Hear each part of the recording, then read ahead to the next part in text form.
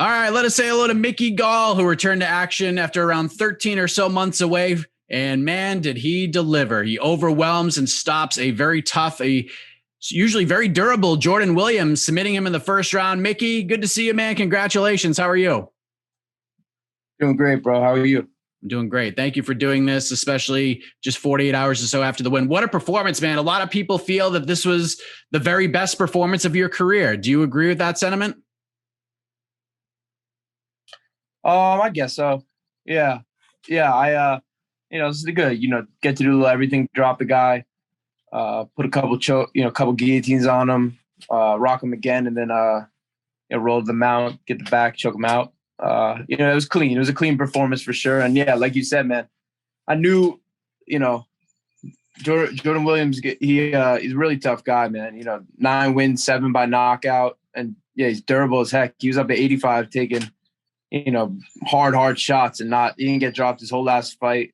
I did have a feeling maybe coming down to 70 might make that chin a little more durable, but I didn't plan for it.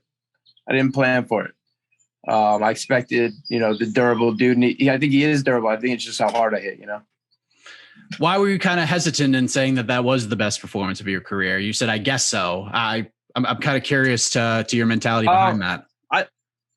I watched it it was just I always feel like I could do even more. You know what I mean? After I dropped him the first time, I probably could have ground and pounded him a little more, dropped some elbows or something. That was a big shot, and he was definitely rocked, and I knew it. But I was looking more past, and he got up, and I grabbed the guillotine. I didn't throw the leg over the back at all, and I just let him I roll out. It was I slapped on it was a good high elbow. The upper body did great, but my lower body didn't do exactly what I'm supposed to do technically. As a jiu-jitsu black belt, under David Adib, I know what's right and what's wrong. And I watched that guillotine. I'm like, whoa, it wasn't that good. I could have probably finished him there. But it was good. I was happy. I got more time to go and, strike. And it felt great, man. Obviously the win felt the best, but being in there felt great. Seeing everything. He hit me a couple times, and I was just like, nah, that's not gonna do it. I can take those all day. I'm not worried about so that I remember feeling that in there, which is nice. And everything just come when I first started. Even when I fought, my first 4 UFC fights, I was not that comfortable on my feet. I was very comfortable in the practice room, but then when it's in there, it's a little different. And that's changed. That's made a complete 180. I'm so comfortable there now. And I've been comfortable there probably since the George Sullivan fight. But that means, Mike Jackson, CM Punk, Sage, and the Randy Brown fight, all of those, I was not very comfortable on my feet. I didn't have so much of a clue, but now it's completely different. And even then, I was working towards this, but now it's just, I'm so comfortable. I'm at home. You know what I mean? It's great. Yeah, it's funny you say that, because I remember those past interviews we used to do when you first got into the UFC, and after those first couple of wins, you always said I can't wait to show off my improved striking, and it just seemed like you never really got the chance to do that. George, you got to a little bit, but from there, this is the time you really got to show it more and more. So that must have felt just great being able to just show everybody. You know what I mean? You must have just felt amazing just being able to show even some better, of the things. Just being able, just for me, just how I felt. Not so much just showing it to people, just feeling it. Because that's you know what I mean? I have that, whatever people saw or think, cool. But I just know, it's, I felt comfortable in the last one with Perry, and, the ones before, I'd say the George Sullivan one, that's where I first, and I got to credit Joe Schilling and Eve Edwards with that. Because that was around the time I started working with them, and they helped me so much. But I'm even the George Sullivan, I landed 2 punches and a kick, and then I took him down. So this one it was nice. You know what I mean? I just was there, just comfortable, just so comfortable. Last year, we're dealing with the pandemic, still are to some degree. But, you talked about the fight with Mike Perry, didn't go your way. You were supposed to fight Miguel Baeza in September. You were forced to withdraw from that one. A pretty tough 2020 for you overall when it comes to Mickey Gall, the fighter. But I guess what were you able to take away from 2020? The loss, the time away, et cetera, that got you so ready mentally for this fight with Jordan? Bro, and that wasn't even I had so much adversity in this camp. Like after having to pull out of the Baeza fight, first time I ever had to pull out. Hopefully it's the last, knock wood. Like I was hurt. I was hurt bad. Like I should not have fought then. Made the right decision, but I had like the injury from then started like showing little things again. So I had to get shots in my back months ago, and I had to get shots in my back in this camp. Take a few days off for that. I had to take a week off in this camp because of my a different injury I had. And that's all you want to do is train, and you feel great. And I'm waking up early, ready. Like I said, Williams not 9 wins, 7 knockouts. I better be training and come correct. Durable dude. So it was tough, but we made a great late push. Like we did no taper. There's no tape. Usually you taper like 2 weeks out. The past like 3 weeks, including even like the last week in Vegas, especially in the last one in Jersey, the week before, we were going balls out to the wall hard. That was peak camp. And I think it helped me peak at the right time. But yeah, my team really uplifted me. Like LJ Raboli is a future UFC guy, like no doubt, probably future champ. So can't say enough good things about him. He got his win on the regional scene. He beat the dude in like a minute, and then was spending 6 hours in the gym with me. Plus, like the private lessons he teaches and all this stuff. Like he's not only like the skills of like a champion, but he's got like the character of a champion. And it's so weird how he's just as good of a coach, if not like he's just as good as he is as a fighter as a coach. It's unbelievable. And he's the youngest one of the on the team in the corner was LJ Raboli. He's 26. And then, there's me. So I think I'm in a great place. I got Matt Brown, like the player coach, a little older than me, more experienced, legend. And then I have David Adib, who's the wise man, who's just been by my side from the beginning. And, that whole team just got together. Everyone clicked. Everyone was on the same page. Everyone's having great times, laughing, joking, all week. And that's just what you want. You want it like that. No bullshit. It's just all love. Did it get close to you having to pull the plug on this fight? Like, was the pain that bad? I wouldn't do it. Definitely like, but I couldn't do it. I wouldn't do it. There was no way. It was definitely not ideal. There's a lot of things that were not ideal, but I couldn't pull out 2 fights in a row. I couldn't. You can't pull out your first fight and then pull out. Like, what are we just gonna keep pulling? You know what I mean? Like, I couldn't do it. I could not do it. I had to go, had to get there. And like my team really like uplifted me. Like, there are times where I was just like, always in the past, like you have a fight in your whole life, like you have your purpose, everything makes sense. Like you're like, I'm a fighter, I'm in fight camp, this is what I'm supposed to do, everything's perfect. You know what I mean? Yeah, we're working hard. But now it's like it just wasn't as fun. I wasn't having fun. I was miserable for the past month. I was like, I was constantly tired, sore, in pain, for like just miserable, man. I was annoyed. I was like pissed off, and my team they were just so great. They it really is a team sport, and I'm so fortunate to have such good people around me. You learned obviously about Jordan along the way, and you saw his record and you saw how tough and durable he was. Did you know much about him when the initial offer came? Like, was he a guy that was even on your radar, considering he was an 85er for a good stretch of his career? No, I when they said the name, I had to look him up. And they're like, we got this guy for you, or you can wait. And I was like, all right, let's fight. You know what I mean? Of course, I need to fight. I've been trying to get back since like the spring. That's when my body was finally feeling better. Actually, that's when in the winter I started to like turn a corner, and spring I was ready to take a UFC fight again. And I didn't know much about him, but I looked him up, and when I looked him up, I was like, fuck, like this ain't a fucking easy or like fun fight. Like this is going to be a grind. This is going to be, I expected, to be ball busted up today and limping and whatever, but I knew I'd get the win. Yeah, he's so tough. Like he's a southpaw. You got to do things different. Like there's a lot of crap along with it. And, when I looked into him, I was just impressed with the guy that he is, the stuff he's overcame, and he's a good dude. And I was just ready to just go there and be a warrior. Was that the first fight you were offered along the way, or did they offer you other things and you just couldn't take them because you were? Oh, no kidding. That was the only fight, first and only. Yeah, first and only fight I was offered. And let's be honest, I've been spoiled to a degree with some big fun fights. I came in the UFC and I had Mike Jackson and I had CM Punk and I had Sage Northcutt. You know what I mean? Like I've had, and then, I just so many, just Perry, Diego, all these fights are big, huge names, big fights. Condit, I was supposed to fight. So it was like, it was different. It was like a guy, who I didn't know of, but I knew he was tougher than hell. It's like, it was, so like you could say like, big risk, bigger risk, littler reward, because not as many people know him. If you lose to guys like, you lost someone people don't even know, it's whatever. It's not, it's just whatever.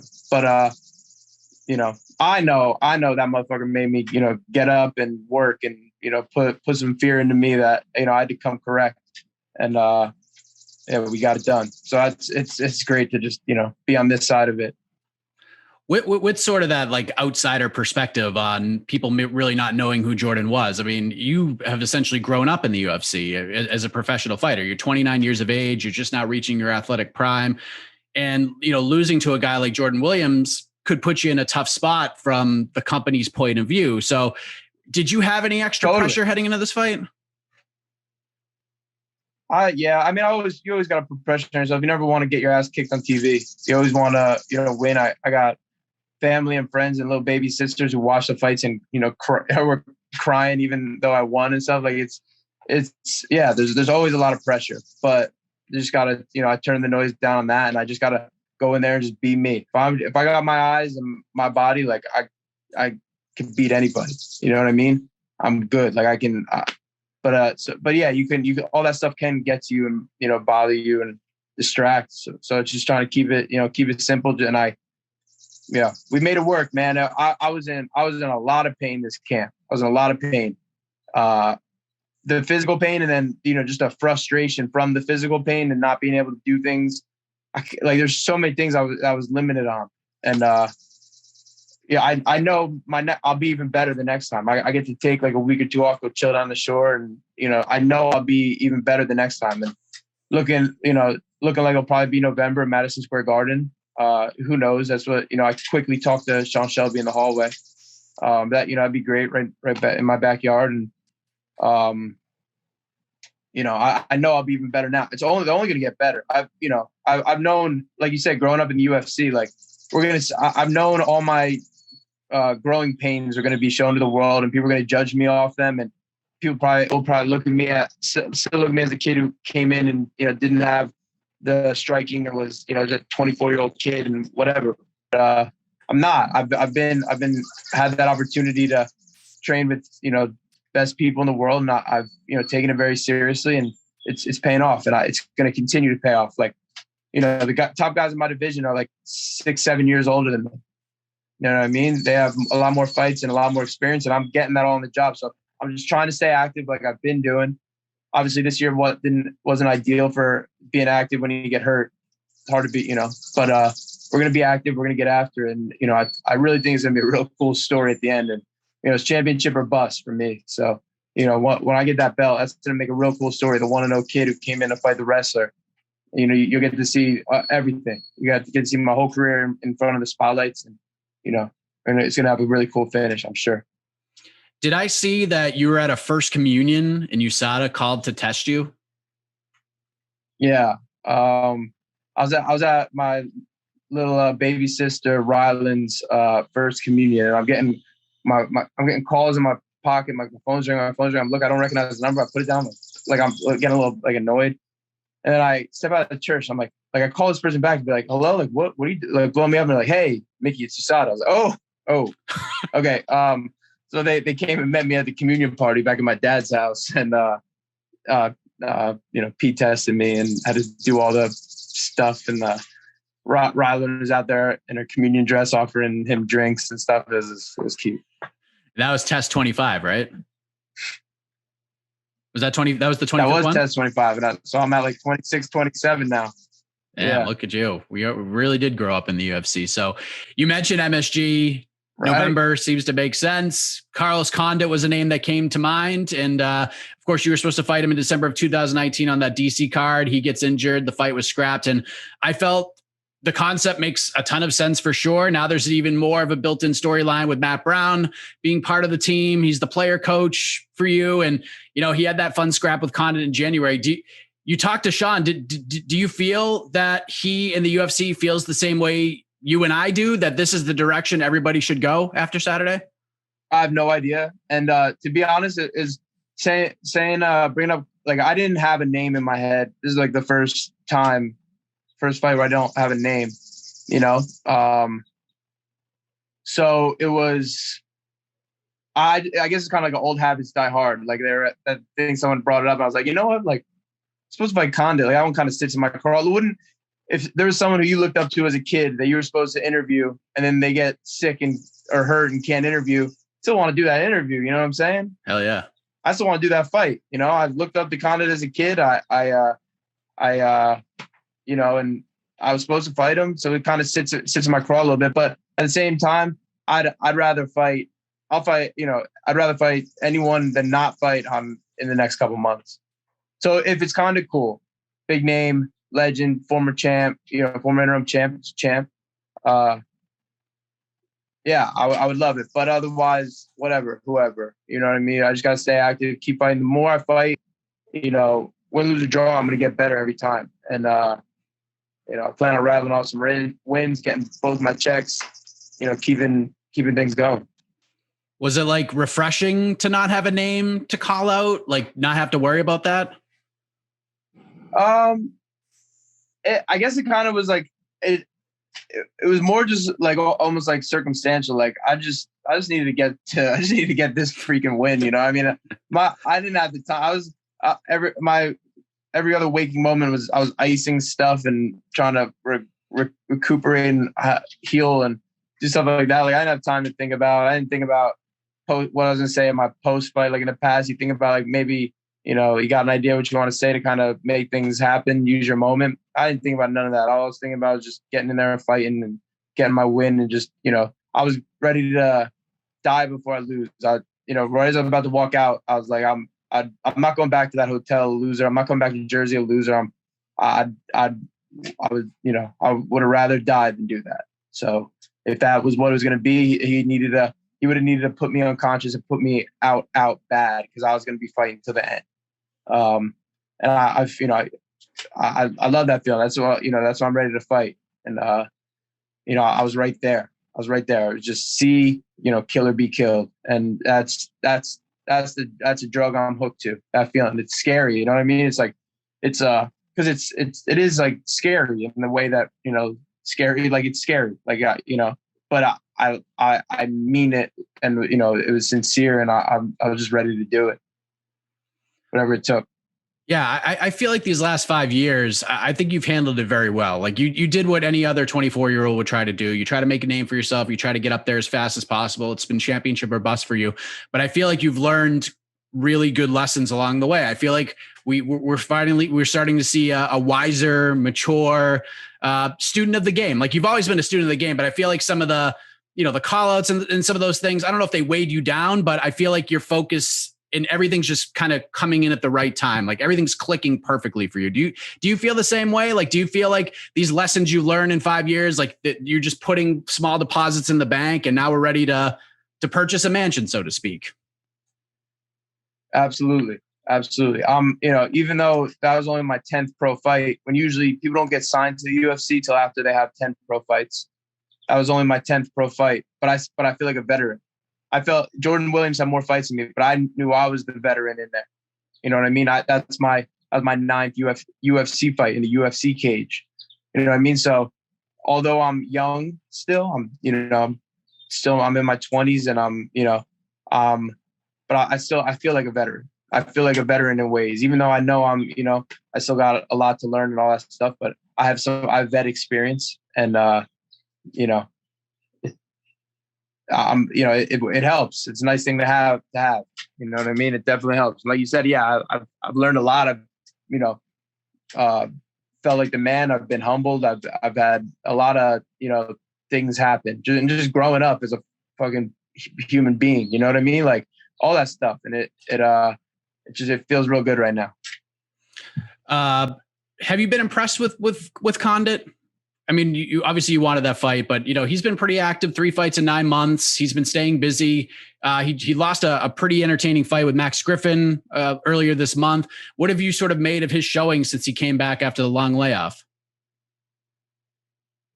Man, yeah, he definitely impressed me in the fight with Brown. Like he pulled out a couple moves that, and he doesn't stop moving. That dude, they call him natural born killer. He's a natural born killer, and he fights to the end. And there's no Carlos Condit's not laying down for anybody. You know what I mean? He's fighting till the end. He's fighting every position, every second, the whole time. He's a fighter. He's a fighter as true as you can get. So yeah, I was impressed with him. I also know I can do some bad shit to him and put him in some really bad spots and beat him everywhere. So, I think it's a good fight for me to step my career up. You know what I mean? Like I know I could beat his ass on the feet. I know I could beat his ass on the ground in the wrestling. Wherever it goes, I feel like I'll be able to dominate.